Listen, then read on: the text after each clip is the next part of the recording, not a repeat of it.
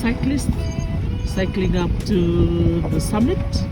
So that's another interesting adventure that some of our friends who love cycling, that's another option of visiting Mauna Kea.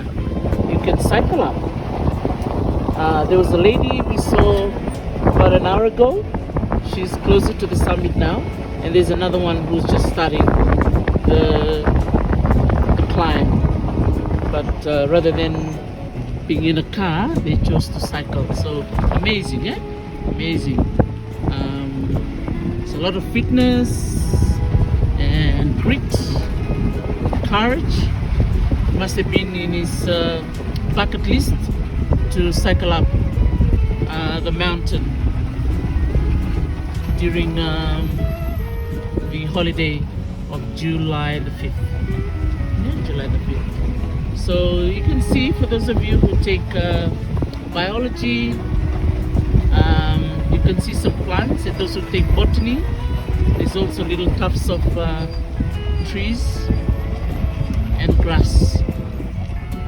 We're beginning to see more as we're coming down closer to the bottom of the summit.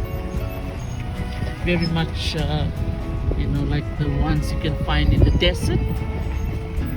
Yeah, because this place here is quite dry, and so a lot of the grass that you see here and plants are adapted to this environment.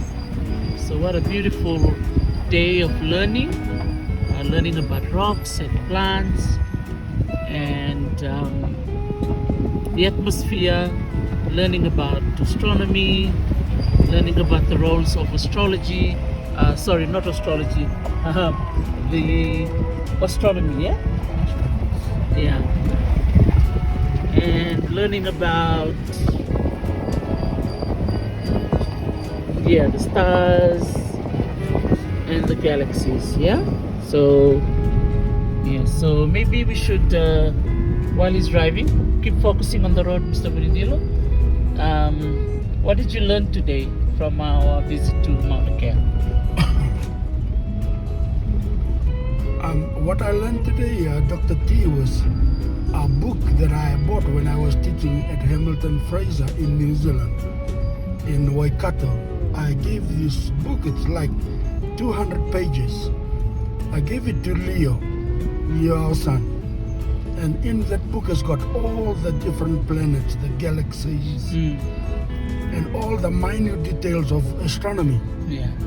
And the Milky Way galaxies, and all as we learn through NASA and through the people that take this specialized interest in astronomy, about the millions, I would say, of stars, or I would say billions of stars, even in our Milky Way galaxies.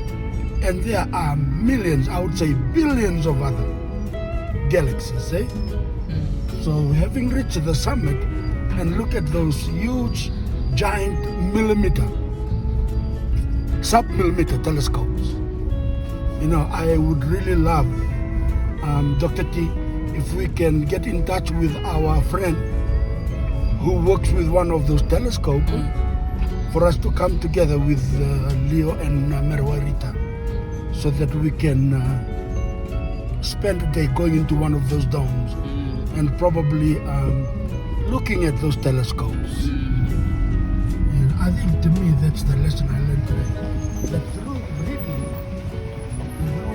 books about astronomy, about the stars, and I do encourage students that want to learn about astronomy to take a particular interest in those areas, that through books we can peer into these things. But when we come to those domes, then those books will come to life. The reality, the advantages of reading books. The more we read, the more we know. And the more we know, our interest will grow. And through those interests, we can actually pick and choose these specialized areas of learning.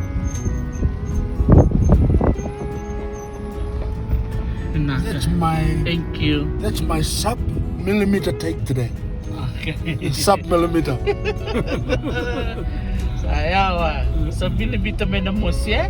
Oh, Naka. it's here. Ndangorongoro. Yeah. Ndorokwana live ni kwaitu. Okay, we're gonna stop this video now. Yes. And we'll do another one in Fijian. Naka. Naka, mwage.